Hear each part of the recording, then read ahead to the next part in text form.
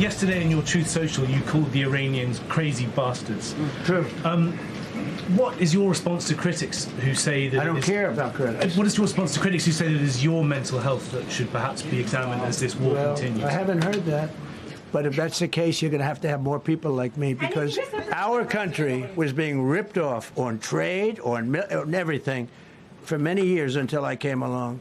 So if that's the case, you're going to have more people. Dasha, go ahead.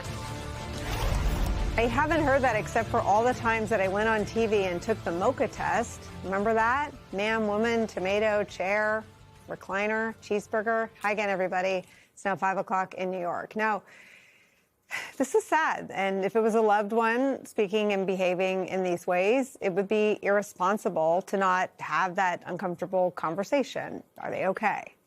But there are no men or women in white coats coming to save Donald Trump that we know of. Even as many people who used to call themselves his diehard supporters are now taking to the airwaves to openly align themselves with all the people who've been worried for years and to question whether or not Trump is still there mentally. In the increasingly rare cases in which Trump mutters something semi-coherent these days, it's usually something aggressive and belligerent and unbecoming of the office of the presidency. That includes his Easter morning message posted on social media, bearing profanity that we're about to show you. Keep in mind, this is the only president we have. Quote, Tuesday will be power plant day and bridge day all wrapped in one in Iran, and there will be nothing like it, 3 exclamation points. Open the fucking straight, you crazy bastards, or you'll be living in hell. Switching to all caps, just watch. Praise be to Allah, President Donald J. Trump, in caps. After checking a few times to make sure that message was real and not the creation of an Iranian hack, they've been hacking a lot of people, or some online impersonator, Americans of all political persuasions have started to ask the same question. What is up with Donald Trump? Democrats were straightforward in saying it in their assessments. Quote, the ravings of a dangerous and mentally unbalanced individual. That was Senator Bernie Sanders. From his colleague, Senator Chris Murphy, quote, if I were in Trump's cabinet, I would spend Easter calling constitutional lawyers about the 25th Amendment. Congresswoman Ansari wrote this, quote, the 25th Amendment exists for a reason.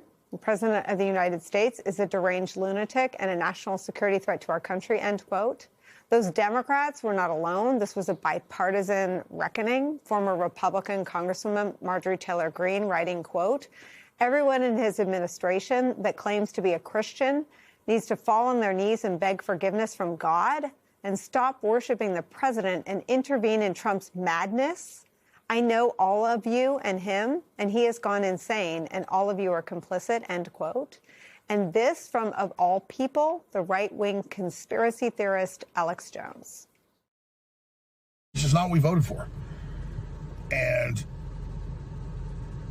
we've never seen rhetoric out of presidents like this when we go to war, even if you're for this war. This is really bad PR, folks. This is what I'm talking about, the way Trump's behaving. Way more erratic.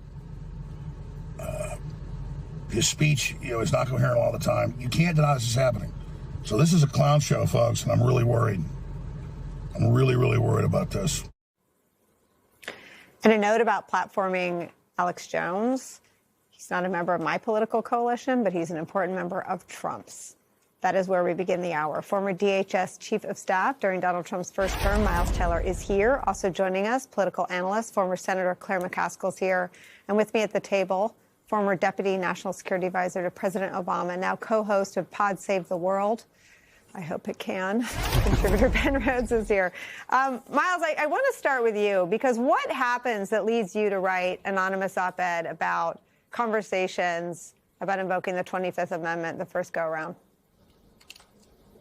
Nicole, I thought that if the situation was so serious inside the Trump administration that multiple members of his own cabinet were talking about how his impulsiveness and his recklessness might pose such a danger to our country that they would have to invoke the 25th Amendment to replace the president, that felt like something the American people needed to know, not us to keep to ourselves. I mean, surely if this had happened in the administration Ben was in around President Obama, Republicans would demand to know if his cabinet had thought he was so unstable, they might have to replace him. To me, that was not the thing a bunch of unelected bureaucrats should be chattering amongst themselves about. The American people needed to know how serious that was, and it was that serious. The household names from the first Trump administration were flirting with the possibility, not that they needed to do it imminently, but that they might have to do it because as they compared notes on the president and his decision-making style, they became worried he was not equipped to get us through serious national security situations and might accidentally get us into a nuclear war. I felt like people needed to know that. Let me show you what Ty Cobb said about Trump and the 25th Amendment, not whether it's necessary, but whether this cabinet will do it. It's not a surprise that we're in this much trouble. It's not a surprise that given the fact that the cabinet will not invoke the 25th Amendment for a man who is clearly insane. And this war highlights that. And these screeds that come out nightly, at 2 a.m. or 4 a.m. or, whatever time Trump decides to vent, without oversight, it highlights the level of his insanity and depravity. You think he's just gone? I think he's gone. I want to drill down on something, Miles, that's tricky. My audience doesn't want to see Donald Trump talk. I have wrestled for 10 years with the fact that he knowingly lies when he talks. And so I will just pull the curtain back. It's a daily challenge for me to figure out how much and when to platform. I prefer to not take him live, to monitor it, and then show what is news or what has the potential to impact the lives of the men and women of the military or people around the world. But everyone in year 10 is still trying to figure it out. But he does post in a way that if he were a prominent figure in sports media would talk of nothing other than his mental decline. If he were a prominent young actor or celebrity, or a woman especially, it would be all about why there isn't a conservatorship. It would be all about how the social media posts are so unhinged, as Ty Cobb says right there. Why do you think the things he posts overnight, and it is almost every night, I think he attacked the Supreme Court last night, and I'll play some of what he said today, again, with the proper context that I just described. But why do you think people have such a hard time with this part of the Trump story? Well, I think people are honestly, Nicole, really reluctant to admit how serious it's gotten. Why? Because if you admit that it's this serious, then you have to admit that our options are some things that we really don't want to do, but maybe need to do. Impeaching and removing the president of the United States, organizing the biggest mass turnout in American history to the polls, things that require a lot of work, things that really stress people out, maybe even invocation of the 25th Amendment. I'll add a caveat to that, which I'll mention in a second. But here's the fine point of it, Nicole. I mean this absolutely seriously. Donald Trump's worst days in his first term are now his everyday in his second term. The worst we saw of the man in the first term, we're now getting that constantly. It is measurably worse than it was then, and we need to take this moment extremely seriously. We are in the type of war that we worried Donald Trump would get us into with his recklessness, the type of thing that one wrong move could lead us into an even more serious conflict.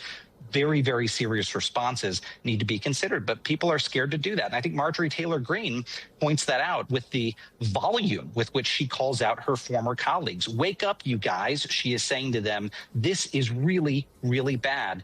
And it is, Nicole. Now, look, the caveat that I was going to add about the 25th Amendment is we walked through the scenarios in the first term, and our fear is that it actually wouldn't save us from anything because Donald Trump has so many supplicants in Congress. If he was replaced, it would only be temporary. The Constitution basically punts it over to Congress, and Congress can overturn it, and likely that would happen with a Republican House and Senate. So Donald Trump would come back in. He would purge people. It could be a bloody purge. That's the type of thing that makes you worry about a second civil war. I mean that, and that's why cabinet members declined to do something like that in the first term. Those were their words. I don't want to start a second civil war, but something has to be considered. And if this Congress had the courage, that right remedy right now would be impeachment. And shy of that, the American people need to realize it's probably not going to be people of conscience in Washington that save them. It will have to be, once again, the people themselves, as Thomas Jefferson said. This will be, not hyperbole, the most important midterm election in American history. We always say that, but now we have a proof point here